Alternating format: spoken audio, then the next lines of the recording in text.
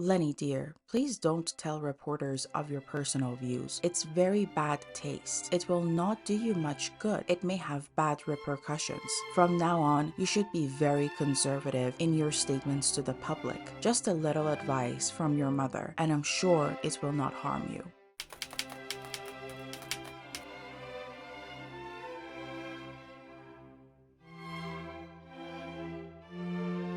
Hello, everyone. Welcome to Stage and Score with Poppy. Welcome to the second part of our deep dive into the life and legacy of Leonard Bernstein. Today, I'm so happy that we are going to go over this specific era of Leonard Bernstein's life, which starts at around mid 40s, which was kind of the beginning of the movie as well. So, we're going to start at um, the events after his debut as conductor at the New York Philharmonic, and it's going to go all the way to the beginning of the 1970s. And I think this is going to be my favorite part because we're going to talk about a lot of things that are my favorite parts of Leonard Bernstein's life. We're going to talk about his marriage to Felicia Monteligre. We're going to talk about his friendship and work with Stephen Sondheim. Shout out, I can't help myself. And we're also going to talk about Leonard Bernstein's political and social life, the ups and downs of it, and how it affected his career as a musician. We are also going to talk about his journey to resurrecting the works of Mahler and his work with the Vienna Orchestra Symphony. So, all in all, it's going to be very exciting. I am going to break down each part and, include it for you so you can, fast forward if you want to get to a specific part. But if you don't know much about Leonard Bernstein and you just came, upon this video by accident, and all you know maybe is the movie, first of all, welcome. Thank you so much for coming here.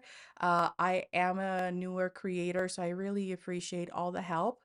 And I would really encourage you to go back to part one. If you can only see one part of this series, I would say if you want to really learn about Leonard Bernstein, go back to part one, especially if you don't know much about him and his journey to becoming the legend that we know today.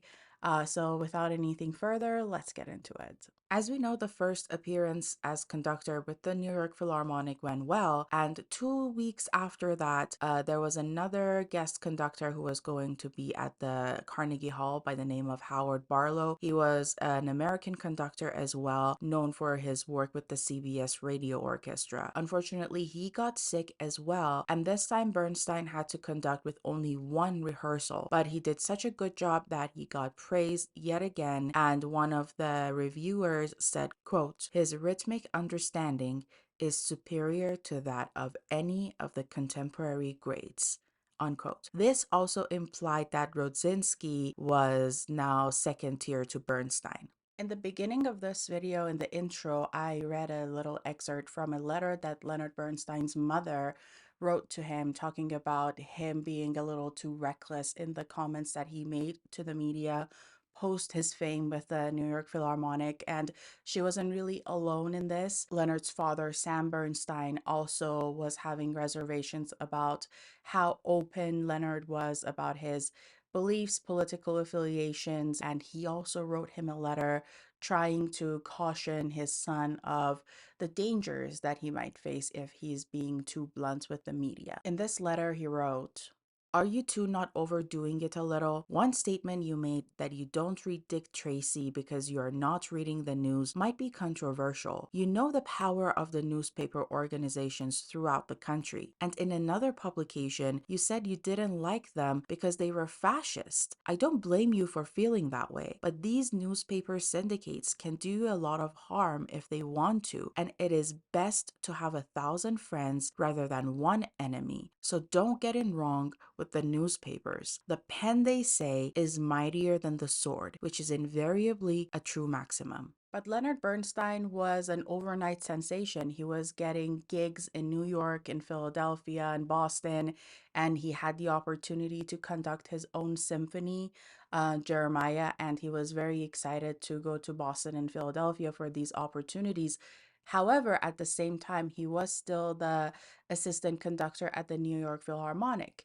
But because of these opportunities, he kind of got into an agreement with Rodzinski and the Carnegie Hall to travel for a while so he can pursue these opportunities and then come back to New York again. But while he was away, while I think it was in Philadelphia, he got a call from New York Philharmonic telling Bernstein that he needed to come back to New York by the next day because there was an emergency and he had to conduct. And he said no. He said that he had another commitment and they had already talked about this, and he didn't show up and said, you have to figure something out yourselves. And this did not really impress Rodzinski. He was quite upset about it and kind of bitter. Bernstein himself was very aware of what was going on with Rodzinski and the New York Philharmonic because he was actually writing letters to Kusevitsky and he mentioned it to him as well. But at that point, Leonard didn't really care about who he was upsetting. He was just excited for his own symphony and his own work. He wrote to Kusevitsky after his first rehearsal that he was beyond excited to hear his own symphony. Once Leonard Bernstein was back in New York from his trips to Boston and Philadelphia, Rodzinski crossed swords with him about a missed rehearsal. At that point, he was not very happy about Bernstein not being there and getting too big too fast to even be his assistant. And when Bernstein came to make peace about this missed rehearsal, Rodzinski grabbed him by his collar and shook him very aggressively. There were people, including Leonard Bernstein's friend David Diamond, who were witness to this altercation, and everyone was shocked by Rodzinski's level of violence. But unfortunately, years later, his wife actually came out and said that he was a very angry and physical man, and that did not end at the doors of their home. He was always just very angry and physical. But just because Rodzinski was unhappy with Bernstein and his success, it didn't mean that he was no longer a sensation. Offers to guest conduct were flooding in for Leonard Bernstein, and he really didn't need Rodzinski anymore at that point. At the end of that season with the New York Philharmonic, their ways parted, and a musical kind of agent kingmaker by the name of Arthur Judson sketched out a very detailed multi-year plan for Leonard Bernstein so he can grow his career, and by the end of it assume the directorship of the New York Philharmonic by the time he was 30 years old. Bernstein himself turned this offer down because he wanted a lot more freedom to compose. So we can say one of the reasons maybe that he chose not to pursue this 5-year plan to become the director of the New York Philharmonic was because he wanted to also be a composer. But also, when we look at Leonard Bernstein's life in general, his career and his personal life, the choices that he made, you can very clearly see that he does not like to be chained to one specific idea, ideology, group, or way of life. You can see this in the very base foundation of his marriage, all the way to the choices that he made for his career to pursue musical theater, movies, broadcasting, conducting, composing, going around the world with different symphonies. In his busiest time in 1943, while Leonard Bernstein was at Carnegie Hall, one day Jerome Robbins, his choreographer, dancer friend, approached him in his room, in his dressing room, and told him that he had plans to uh, make a new musical, which was an American based musical talking about modern day New York during time of war with very modern dance interpretations. And he was planning to do this with the dancers of his ballet company. However, the composer that the company had introduced and suggested to Jerome Robbins was not necessarily understanding the goal he was trying to achieve with the dance and the music. And that's why Jerome Robbins had come to Leonard Bernstein. And as soon as he heard this and he heard the story, he actually jot some notes down and played it for him because I guess the same day or the day before, Leonard Bernstein was working on some music for himself in a Russian tea room. So he was kind of prepared. And yeah, and he played the music for Jerome Robbins, and immediately Robbins was like, this is exactly what I had in mind. It also shows how in sync the two were, and how everything that they accomplished together also comes from a mutual level of professional understanding and artistic vision. So it was kind of a, you know, given at that point that the two were going to work together on this musical, which was called Fancy Free. Eventually, Fancy Free was fully created, produced, and it opened.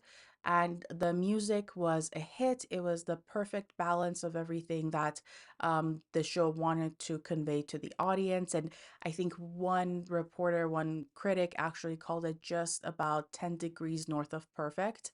So everyone really liked it. And he was kind of starting to make a name for himself in the field of musicals and conducting music for basically entertainment. The next project that Robbins and Bernstein were going to work on together kind of started in 1944.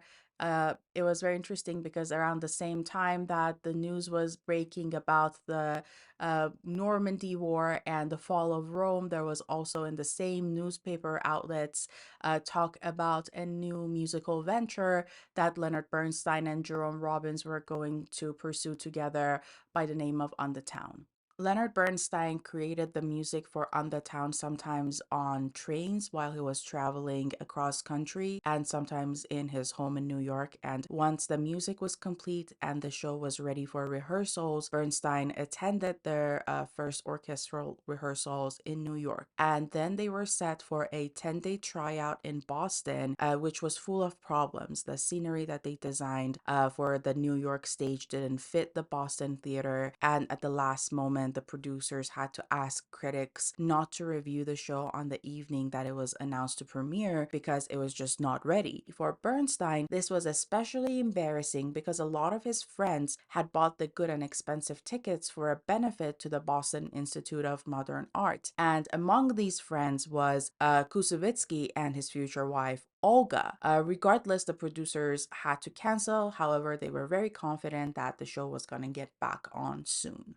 The producers did deliver on their promise, and the critics finally got to see the show a couple evenings later, and their response was favorable but nothing ecstatic. One described the music as an energetic blend of Stravinsky and Gershwin, which would be the works of Leonard Bernstein. On the Town broke records on so many different fronts. It was the first American musical that was composed by an acknowledged symphonist, and it was the first to have black and white dancers dancing side by side, holding hands on a New York stage. And it was actually the first musical to be bought basically sight unseen for a film company for a movie, and it went on to gross over $2 million, but their production cost was actually only $150,000. It ran for 463 performances, which is good, but not the huge hit and the long run that everyone thought and Bernstein and Robbins hoped to have. Kosovitsky also attended the opening night of On the Town in Boston, and he enjoyed the show, even though there was a lot of delays. However, after the show, he had the most serious talk with Leonard Bernstein than anyone had ever had with him at that point in his career. He was furious with him because he thought that his career trajectory was just not in the right direction.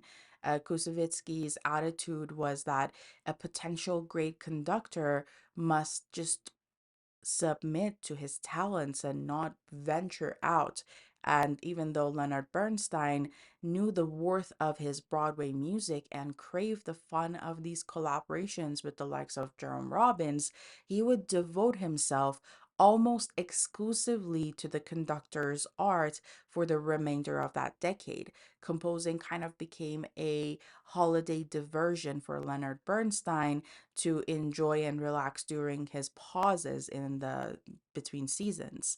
His activities as a pianist were restricted to playing the same handful of concertos with every new orchestra that he conducted. He wrote a few newspaper articles during this time as well, reviewed a few recordings, and signed a few manifestos, which we will talk about. But his surrender to Kusevitsky was almost instant. He had nothing to kind of object to, and he listened to him and he changed his career path basically. Kusevitsky was not the only friend of Bernstein or colleague of Bernstein that had reservations about his career choices and his musical ventures. Aaron Copland, who was in Mexico when Fancy Free and On the Town were happening, also wrote a letter to Leonard Bernstein. Now, the reason why he was in Mexico is that he would take these longer vacations so he can be away from the busy music scene and just rest and relax somewhere that no one knew him and he could just, center himself again. And in one of his letters, he had some criticism to Leonard Bernstein, and he said, quote, I saw an old architect friend named of John McAndrew. Somehow your name came up. It generally does. And I asked him if he had ever heard of you. He's lived here for the past 5 years. Reply, oh, isn't he the boy who can never say no? I hear he's gone into musical comedy. That floored me, unquote. So clearly, Copland is not also happy with the choices that his friend is making. But even though Leonard Bernstein understood the concerns of Kusevitsky and Aaron Copland and started to pursue conducting more seriously, it also meant that he had to be on the road a lot, and that was kind of an issue for him. He was very much alone. He was living life on the road without anyone to be by his side, taking care of him. And very often, publicly, the talks of him getting married came up, and he very much would say that yeah, I do meet a lot of girls, but I have not yet found someone that I would be willing to live with. I'm not sure if that was his way of just putting it aside and not talking about his sexuality, or whether he just wasn't ready or hadn't found someone he wanted to get married to. But it was definitely pressure on him, both publicly and privately, within like the needs that he had in his life for a partner to get married. But Kusevitsky, who was also one of the people who was pressuring Bernstein to get married, it wasn't just that he wanted him to be a conductor, he also wanted him to be married, had another plan for Bernstein to kind of address this life on the road and, level of loneliness that he was experiencing. So he eventually recommended Leonard Bernstein to New York Mayor LaGuardia to be a replacement as a director in the New York City Symphony Orchestra, which was a city funded orchestra to kind of introduce music to Manhattan and its residents. This city center was run by the municipality and had its own disadvantages. For one thing, there was no salary for this position. The music director had seasonal expenses allowance of $3,000, and there was nothing in the city's budget to support the concerts. Even renting of the hall had to come out of the revenue of the tickets sold, and the musicians were getting paid union scale for a short season that made it difficult for them to take alternative theater work. But for Leonard Bernstein, this was irresistible because he had a chance to plan an entire season and show that he could do this with his own orchestra. He was not working under the shadow of Rodzinski anymore, and money wasn't a big problem for him. On the Town and Fancy Free were earning a lot of royalties for him, and he had also a clause in his contract with the city that if he had an offer for a major conducting date elsewhere, he could just accept it and take a leave basically from that position. It's important to keep in mind that at this point, Leonard Bernstein was still in his 20s, and this was a very big achievement for a conductor at that age. It involved a lot of sacrifices too, because this meant that he could no longer be invited to the New York Philharmonic as a conductor. But he established himself in the city's musical life very firmly and enlarged his repertoire by improving his conducting technique, and he served notice to every orchestra in the country that he was a potential music director and he had that ability. One of the reviewers and critics who had wrote about Leonard Bernstein's debut at the Carnegie Hall 2 years prior wrote another rave notice to match that account of Bernstein's, and they said, quote, for vividness, conviction, imagination, we do not expect soon to see this concert surpassed. Here is a conductor. In 1947, Leonard Bernstein accompanied his father Sam and his sister Shirley to what was then called the British Mandate Palestine. He had a lot of strong ties and emotions to what was going to soon become the state of Israel because of the international declaration that had already been signed.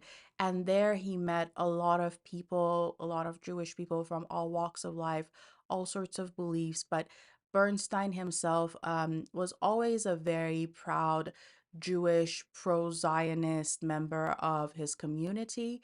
And I think all of these encounters that he had in Israel also very much enlightened him about the importance of kind of keeping his roots to his land and his people.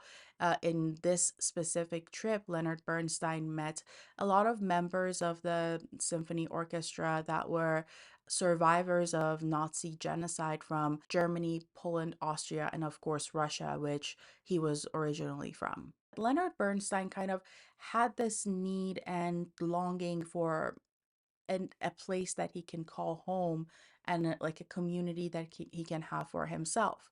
This could have come from the fact that as a infant and a young child, he was experiencing a lot of uncertainty in his home between his parents, and he was always trying to create that community. But circling back to Leonard's musical family, Dr. Kusevitsky had high hopes that Leonard would become his replacement and successor. No other guest conductor had led the Boston Symphony during his 22 years as director. Bernstein himself was not so sure if he wanted that job in Boston. The music world clearly thought that it was likely that he was going to be Kusevitsky's successor. However, when the Rochester Philharmonic chose Toscanini's protege, Leisendorf, as their music director, Bernstein was not so happy and he was quite disappointed. He wrote to Helen Coates from Rochester telling her that, quote, "They wanted me very badly, but were told I was too involved with Boston. Why don't they ask me? It's a shame." Even though this kaleidoscope that was Leonard Bernstein's life and career was circling faster and faster each day, at its core, he was remaining very lonely. But all of that was about to change because in early 1946, Leonard Bernstein in the City Center Symphony accompanied a Chilean pianist in Brahms' D minor concerto, and his name was Claudio Arrau. And after their performance, Arau invited everyone to his home in Queens, and there Leonard Bernstein met a Chilean actress by the name of Felicia Monteligre, and she forever changed his life. Felicia had a sharp sense of humor and very good taste. In her teenage years, she wanted to become an actress, but at that time, her parents didn't approve. It was not a prestigious career to have. So she switched to become a musician and was allowed to go to New York to study piano. Felicia had already seen Leonard conducting at the city center and allegedly expressed her intentions of marrying him someday. This was before he had even met her. And over the next few months, Felicia was going to learn the hard way that Leonard's life and this man that she had seen and she was very interested in had a life that was not necessarily the easiest to live or to share. And she mainly learned this through his absences and the orchestras he wanted to conquer and other relationships that he wanted to pursue. When they met, Felicia had a small basement studio near Washington Place, and she was still a struggling actress looking for gigs. And on September 28th, the same year that they first met, Bernstein attended the closing performance of Swan Song, which was a Broadway play Alicia had been performing in all summer. After that, they saw each other regularly, and when Bernstein was scheduled to go to California, he actually took Felicia with him so she could also look for acting works in Hollywood. Around the same time that their California trip was happening, Leonard was toying with a specific decision. He wanted to become engaged to Felicia. And he actually disclosed this to Helen Coates first, instead of any of his parents, which I think shines a bright light on how his relationship with Coates was. And he said that he didn't really wanted to marry her yet, but he wanted to at least get engaged to her because she was also in California looking for contracts and he had to travel, so they couldn't get married right off the bat. But in the same letter, Bernstein also told Coates that he still had to think about it and he wasn't sure if he was going to announce it, but also that Kusevitsky was the person who was really pressing him to get married immediately. I think Kusevitsky was older and wiser than a lot of the musicians who had ties to Tanglewood, and he knew what was up. So that was mainly, I think, the reason why he wanted Leonard to get married. Leonard's parents were kind of split on this. His dad, when he heard the news, was happy. His only reservation was that Felicia would convert to Judaism completely before they get married. It is known that Felicia's grandfather was also a rabbi, but just like Leonard's, but she was actually raised Catholic. So Sam had only one reservation, and it was very important to him, and he knew it was very important to Leonard that she convert to Judaism before they get married. Jenny, on the other hand, was not a fan of Felicia. I am not sure why that was. There are a lot of letters. She always talks about how Felicia is not good enough for Leonard. He can do better. And I'm not necessarily sure if that was just the fact that she was Catholic, or, she was just being stereotypical Jewish mom, or if she had other reservations that she didn't share with Leonard. But for a long time, Jenny, sorry, was not a fan of Felicia. But regardless of what people around them thought, neither Felicia nor Leonard were ready at that point for the sacrifices that were necessary to get married. Felicia wanted a career as an actress, and even though she could take a lot of roles as an actress, the role of being Leonard Bernstein's wife was completely different. She had seen Leonard surrounded by people in Tanglewood and how he was praised. And she had seen how much flattery he was kind of facing on a daily basis. And even though it was fun, it was not something that she was up for at the time. And for his part, Leonard Bernstein seemed unwilling to commit himself to Felicia. They loved each other dearly and deeply, and there is no doubt about the intensity of their love. But sometimes he thought that maybe he was looking for more of an intellectual partner, so he can have an alternative lifestyle and explore his sexuality, because he was seeing his colleagues like Aaron Copland doing it more discreetly and David Diamond doing it more publicly. About a year after they first met, and they traveled together. They were together for a while. They were apart for work for a while. Leonard and Felicia met at a hotel bar in New York City for a farewell dinner that was happening in honor of Judy Holliday.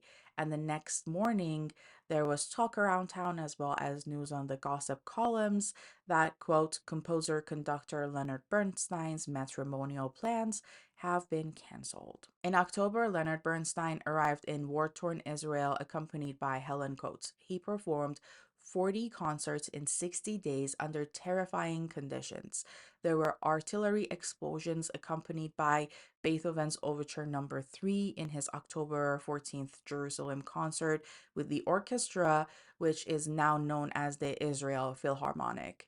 He played piano at kibbutz for wounded soldiers, and he conducted Copland's Third Symphony for them as well. While he was performing at another town in Israel, he was called off stage after the first movement of Beethoven's piano concerto to be alerted that there was a threat of an imminent airstrike, and he had to either leave or play under the same conditions. And he chose to play, and he played the rest of the song as if it was the last piece of music he was ever going to hear. And it was very moving, of course. He took 35 volunteers from the orchestra with him from Jerusalem through the desert to an active war zone to play for troops and settlers in an amphitheater there.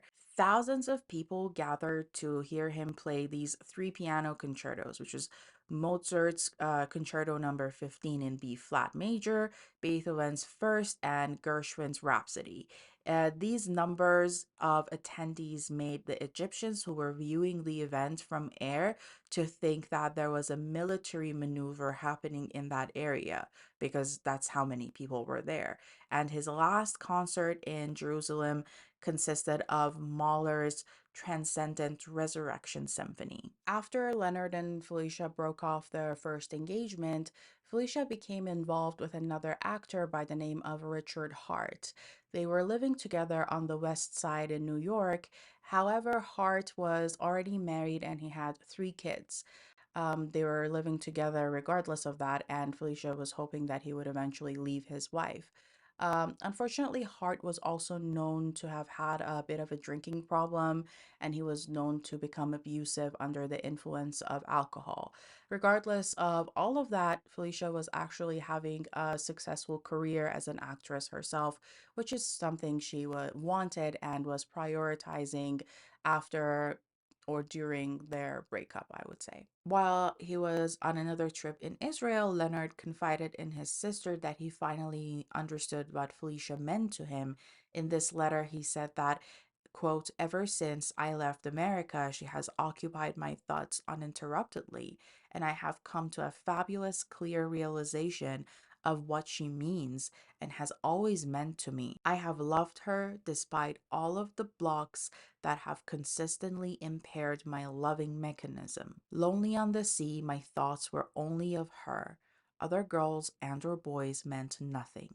In the summer of 1950, Leonard went back to New York to meet Felicia to see if they can reconcile, but he saw that she was still very much involved and in love with Richard Hart. This was, of course, not an easy thing for Leonard to deal with, regardless of the essence of their relationship and everything that went on between them over the years until the end of both of their lives.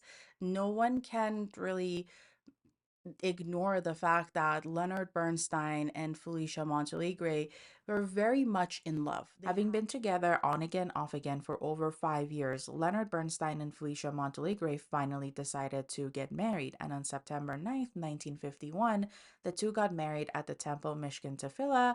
And the families of both Leonard and Felicia were there. Leonard's parents were both happy with their son's choice at that point. Their friend David Oppenheim was there, along with some Chilean relatives of Felicia. And unfortunately, we're going to talk about this, but Kusevitsky at that point had passed away, so he was not at the wedding. But Leonard was wearing a white suit and shoes that he had kind of inherited from Kusevitsky, so he was there in spirit. At her core, Felicia was a risk taker. She had traveled to America under the guise of music to seek an acting career without telling her parents. And before she married Leonard, she converted to Judaism without telling her parents. And in some sense, she may have been drawn to this duality of Leonard's nature, which in time and eventually became a very big challenge for the couple in their personal life and in their marriage. But when you look at them and you look at the life that they shared together, you can see a deep sense of romanticism and compassion. And this was not necessarily a marriage of opposites, even though a lot of people viewed it that way, but it was more of a kinship of two people who deeply loved and understood each other and in many ways mirrored each other. And these feelings and needs weren't just for Felicia. Leonard also had an equally fundamental need for her. Leonard was very impulsive and he was like a force of nature. He was a very loud and rambunctious person. At the same time, Felicia was very accomplished, she was beautiful, she was warm, she was very centered and emotionally mature and available, which completed everything that Leonard Bernstein wasn't or kind of lacked in his life. Felicia did have the steadiness, the judgment, and the sense of proportion to give Leonard Bernstein a home base and a family. And there is actually a very emotional letter that Leonard Bernstein wrote to Felicia, and it's is in his handwriting on their wedding day. And it reads as follows: Felly sweetest, I want to say that I love and respect you and that I know we are beginning a beautiful life. more beautiful in that we understand each other's tough moments well enough to share them and turn them into good ones. Every blessing on you today and every day. And the warmest kiss, L. Around the very beginning, either at before they got married or on their wedding day, just at the very beginning of their marriage, because there is no actual date on this letter, Felicia also wrote a letter to Leonard Bernstein. I've done a lot of thinking and have decided that it's not such a mess after all. First, we are not committed to a life sentence. Nothing is really irreversible, not even marriage, though I used to think so. Second, you're a homosexual and may never change. You don't admit to the possibility of a double life. But if your peace of mind, your health, your whole nervous system depend on a certain sexual pattern, what can you do? Third, I am willing to accept you as you are without being a martyr or sacrificing myself to the LB altar. I happen to love you very much. This may be a disease, and if it is, what better cure? It may be difficult, but no more so than the status quo which exists now. At the moment, you are not yourself, and this produces painful barriers and tensions for both of us. Let's try to see what happens if you are free to do as you like, but without guilt and confession, please. This letter was, of course, not the end word of their marriage. It is commonly known that she wrote him this letter and gave it to him early on in their marriage. And they did go on to have a beautiful life together. They flourished personally and professionally together. They had three beautiful kids, and Leonard Bernstein did try to conceal the other side of his personal life as much as he could, and he was to an extent successful all the way up to 1976. And that is a story for next time. But before they actually got married, in 1951, Leonard Bernstein was in Mexico and he got a call from Kusevitsky's wife, Olga, telling Bernstein that Kusevitsky was very sick. So he got on a plane and he went back to Boston to be by his bedside. And unfortunately, Kusevitsky died the morning after Bernstein arrived. At this point, it is kind of impossible for me to go over the rest of the story without talking about um, a really weird and unfortunate aspect of Leonard Bernstein's life and career. And that is something that is commonly known as the Red Channels, which was the report of communist influence in radio and television. We have already talked about how Leonard Bernstein was very politically active since his Harvard days and how he was so outspoken. And the fact that he was so outspoken actually concerned a lot of people, including his parents. But he continued to be the person that we know he was today, based on his legacy. And actually, when he was working on the town, during the premiere of that show, with all the issues that there was with the production, Leonard Bernstein took some time off because he was invited to play piano and give a speech at the Anti-Fascist League conference, and he did that. And that was not the first nor the last time that he was associated with a lot of communist events and causes. Leonard Bernstein was not ready to concede his political life to the right. An FBI dossier included his name as one of the sponsors of Win the Peace Conference in Washington, D.C. He also had signed the petition to abolish the House Un American Activities Committee, which was the basically the witch hunt project. And this letter and the list appeared in the New York Times. Bernstein had also carried a fundraiser for the American Committee for Yugoslav Relief. Bernstein was also participating in creation of the new Progressive Party, which looked to restore the wartime US-Soviet alliance, or at least put a brake on the acceleration of the Cold War. Just a few days after the Truman administration announced that they are going to mount military opposition to communist revolutions, Leonard Bernstein spoke at a Progressive Citizens of America meeting. The same Truman Doctrine on March 21st had inaugurated the Loyalty Security Program to investigate federal civil servants. With these actions, Truman was virtually mobilizing a full U.S. military, police, and investigative force for an anti communist crusade. Leonard Bernstein was not the only person in the music scene who was fighting for the progressive cause.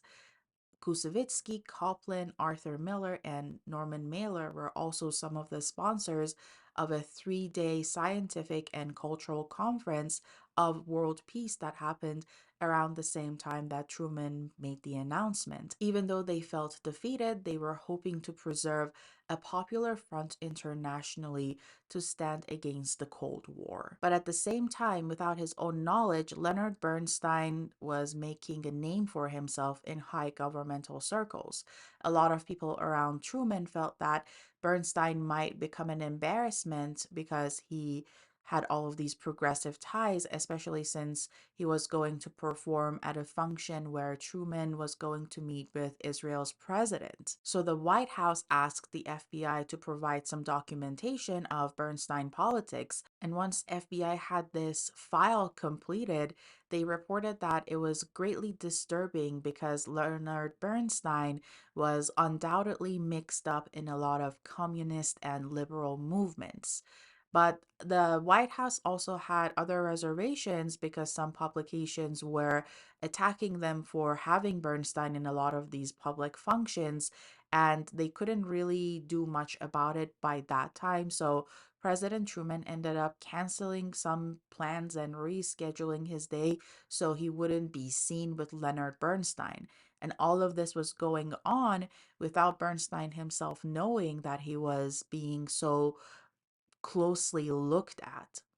In June of 1950, just at the start of the Korean War, Leonard Bernstein was dealt a devastating blow with the publication of the red channels in these lists because he was now known as a communist affiliated person based on the House Un American Activities Committee and the FBI data. Bernstein was also banned from official State Department functions. Whether he knew it or not, Leonard Bernstein was starting a career as a subject of a presidential and FBI investigation.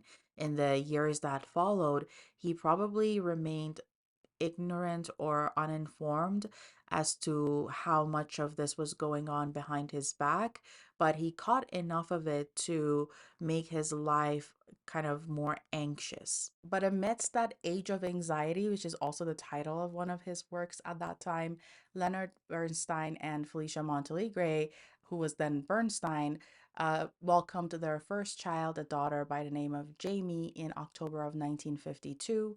Less than a month after that, Leonard Bernstein wrote Jamie's Lullaby for his new daughter. Even though it was very unfortunate for everyone that Dr. Kusevitsky had passed away, Leonard Bernstein felt that there was no barrier for him to pursue musical theater again. So when the opportunity for a new production by the name of Wonderful Town came about, Leonard Bernstein just jumped on it and accepted it so fast that the producers and other creators of the show were actually surprised. Wonderful Town was a different type of project compared to On the Town. It was a period piece for the recent past, and it demanded music that could convey a sense of time and musically embody a variety of different personalities. Leonard Bernstein enjoyed this assignment because it allowed him to draw on his really vast knowledge of musical styles. But work on Wonderful Town was happening against the backdrop of very complicated political time for Bernstein. In January of 1953,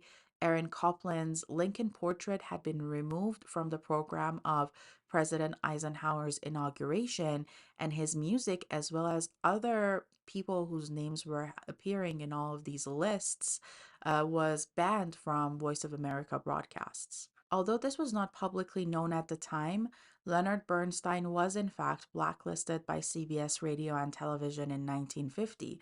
This was the same year that the witch hunting counterattack was happening, and the book Red Channels, the report of communist influence in radio and television, had been out. He was also, as we talked about, banned from State Department functions overseas because he was known as a loyalty and security risk. His friend Jerome Robbins had already been subject to a lot of harassment by the news media, including the columnist Ed Sullivan. Ed Sullivan referred to Jerome Robbins as contacts among conductors and arrangers in concert music, and he also reportedly privately threatened Jerome Robbins with the exposure of his homosexual affairs if he didn't testify against his friends. This pressure on Jerome Robbins to name drop is, in my opinion, one of the grossest things that could have happened to any community, especially the music and, the gay community of the time. But it unfortunately happened. It created a lot of problems for a lot of people. Famously, Zero Mostel, who was in the original creation of Fiddler on the Roof, who Jerome Robbins was also a big part of that show, had a lot of problems actually because Jerome Robbins forcefully named him in one of these documents. And Leonard Bernstein also had his problems with these witch hunts and these lists and the um, House Un American Activities Committee, which to me it sounds very strange, especially because in America there is a thing called the First Amendment. In any case, not making things political, Leonard Bernstein in 1953 had some issues himself when the State Department was refusing to renew his passport and he had to take legal action. In the 3 years that led up to Leonard Bernstein becoming the first American born director of the New York Philharmonic, he was also working on two musicals. One of them was Candide, which was an operetta style musical on the novella by Voltaire. And he was very much intrigued by it, and it remained one of his favorite works. And I think it was actually the last live orchestra that he conducted before he passed away in 1990. Candide opened on Broadway on December 1st, 1956, and while the initial production was a box office fail and it only ran for a total of 73 performances, the cast album became a cult classic which helped keeping Bernstein's scores alive. Bernstein's first concern was not Candide and its performance, but the brand new project that he was dreaming up in Rome. Initially in 1955, the New York Times reported about a new project that Bernstein was going to be involved in, which was a musical play by Arthur Lawrence, and Jerome Robbins was going to be involved in it as well. However, less than a week after this news, there was another news that the project was shelved and they were going to start another project together by the name of East Side Story, which was a collaboration between the three again. That same year, on July 7th, Leonard and Felicia welcomed their second child, which was a boy, and he was named after Dr. Kusovitsky. His full name is Alexander Sergei Leonard Bernstein. 3 days before Alexander was born, Leonard Bernstein finished working on the Symphony for On the Waterfront. And in the same tradition of having the lullaby for Jamie, he kind of dedicated this work to his son Alexander. In November of same year, Leonard Bernstein was making a comeback on the New York's musical scene. He accepted an invitation to conduct a season of 6 concerts at the Carnegie Hall with the Symphony of the Air, which was Toscanini's personal orchestra at NBC. During this season that Bernstein was working with Symphony of the Air, there was a bit of a restraint in his friendship with Aaron Copland. As a prelude to Mahler's Resurrection Symphony, Bernstein had scheduled the New York premiere of Copland's new work for chorus and orchestra to be conducted. When Copland attended the rehearsal for his new work, he was very disappointed. He said that the piece seemed to have no conviction and that it kind of felt like Leonard Bernstein had cut the rehearsal time for his work in favor of Mahler's Resurrection Symphony. He also voiced his concern with Bernstein and threatened not to go to the performance, which he actually didn't. Of course, Leonard Bernstein and Aaron Copland reconciled very soon afterwards, but that level of friendship and intimacy kind of never came back between the two of them. One of the reasons why is because Leonard Bernstein was having new friends and new colleagues to work with. And the most important and notable of those friends was no other than Stephen Sondheim. Um, yeah, you guys. I'm not going to really go into the lifestyle of Stephen Sondheim, but as we said, he was well off in a Park Avenue-esque Jewish lifestyle. And also, he was very used to hanging out with celebrities and socialites of the time because of his mother and her lifestyle. Because of Bernstein's attitude towards the lyric writing in this project, Stephen Sondheim eventually told Oscar Hammerstein that he was not going to do this show. And he told him that I've never been that poor and I've never even known a Puerto Rican, so I can't even sympathize with the situation to write lyrics for it. But Oscar Hammerstein convinced him and said that this was a chance to work with some of Broadway's most outstanding talents and he should just not turn it down. Bernstein and Sondheim worked quietly together throughout the winter of 1955 and 56. And Bernstein later said that he could explain musical problems to Sondheim and he would understand it immediately, which made this collaboration a joyful one. Bernstein also said about working with Sondheim that it was like working with an alter ego because they shared a love for words and games and puzzles. And they actually shared a lot of anagrams, creations between the two of them. And they spent more time doing puzzles than doing any lyric writing for West Side Story. That was just their method of working together. But the work was moving forward confidently, and in January of 56, the New York Post reported that the production was going to set for the fall. They also called it an offbeat musical, which was already done and ready for serving, but the cooks were busy with other projects. By the spring of 1957, so a year after, the 11th hour for West Side Story had arrived, and of course, there was a crisis without which no Broadway story is complete. Having worked on this production for more than a year, one of the producers called the creators into her office on the morning of April 22nd and told them she was quitting. Allegedly, by the recounts of people, Bernstein felt suicidal. He said that I don't know how many people begged me not to waste my time on something that could not possibly succeed, a show full of hatefulness and ugliness.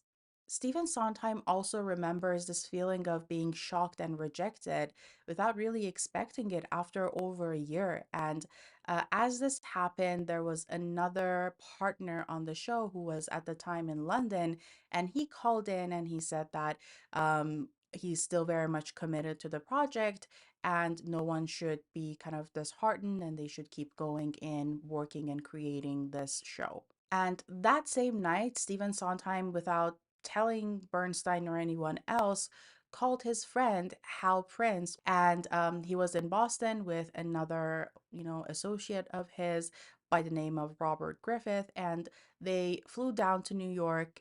Sondheim had already played a bunch of the music for Hal Prince, and they were very much interested. So when they got to New York, Sondheim and Bernstein got to, sit behind the piano, play the music for Prince and Griffith, and they loved it and they started singing with them. And Hal Prince actually recalled that every once in a while, Leonard Bernstein would look at Prince and be like, Sondheim is so musically talented. He was always very, very much surprised pleasantly by that.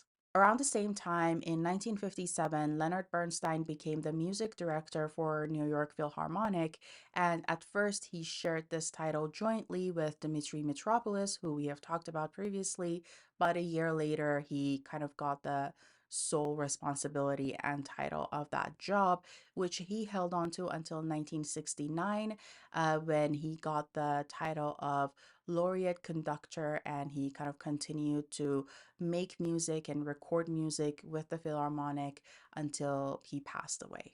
And in 1960, John F. Kennedy was elected the President of the United States. He was, of course, the first Catholic President of the United States, and he's also a person I very much like speaking about. I will make sure that I keep it to the context of this story, however. For the inauguration kind of celebrations of President Kennedy, Frank Sinatra actually was in charge, and he invited Leonard Bernstein as the only classical musician to be part of a fundraising gala the eve of the inauguration. It was Frank Sinatra actually that summoned Leonard Bernstein via a telegram and asked him to compose a fanfare to conduct two festive works. One was Stars and Stripes Forever, and the other Hallelujah Chorus from Handel's Messiah. There were other stars that were going to be in this ceremony, including Harry Belafonte, Nat King Cole, and Gene Kelly.